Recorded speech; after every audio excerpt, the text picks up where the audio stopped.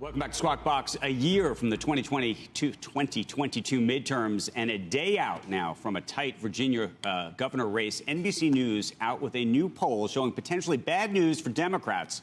42% of Americans approve of the president, of the job that the president is doing.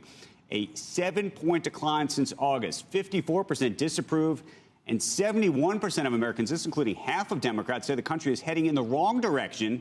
And all this coming as stocks are at record highs. So the question is, what does this mean for the Biden economic agenda and everything else? Joining us right now, Anthony Scaramucci, Skybridge Capital founder and a CNBC contributor. That's the question of the morning, Anthony. We do have the markets at all-time highs, and the approval ratings. It's some. I don't know if it's surprising or not, but there's an irony or a disconnect here.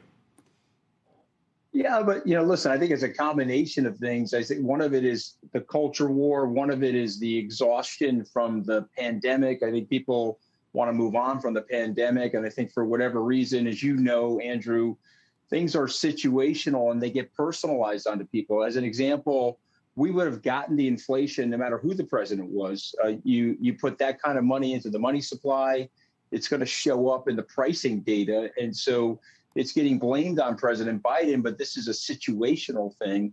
I'm old enough to remember the 1982 recession. We had 10% unemployment. Ronald Reagan's approval ratings were in the high 30s, so slightly worse than Joe Biden. And yet he was able to win re-election handily a couple of years later. Now, of course, he lost the midterms. Most presidents lose the midterms. If you remember in 2010, obviously President Obama quote unquote got shellacked. Same sort of thing happened to President Trump. The only president in recent memory that won the midterms was President Bush. And that was because we were in a war, Andrew. So, yes, it looks not great for Joe Biden right now.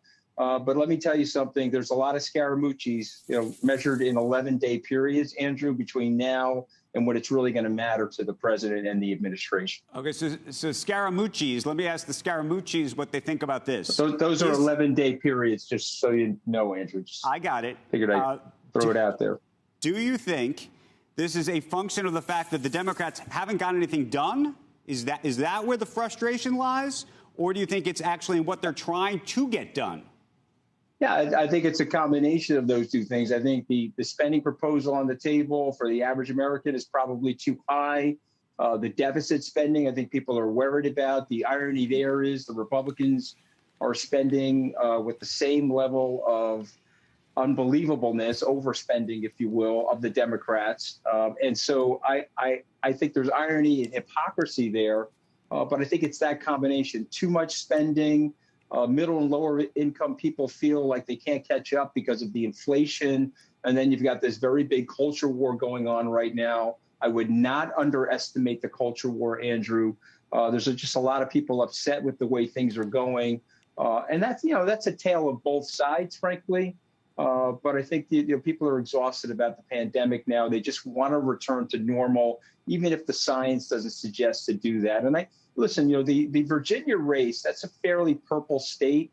That'll be an interesting thing. If Glenn Youngkin wins that race, I think that's going to signal to the Republicans something that I personally don't like, is that you can split the baby. You can absorb some level of Trumpism and some level of traditional Republican Party politics. I would like the party to exhaust themselves from Donald Trump and move on to something more practical, something that's based on good business and common sense, but also based on science. I think this disavowal of science right now by the Republicans is going to long-term hurt the party. So we'll see what happens, but they could be reinforced because Glenn is really literally trying to have his cake and eat it too.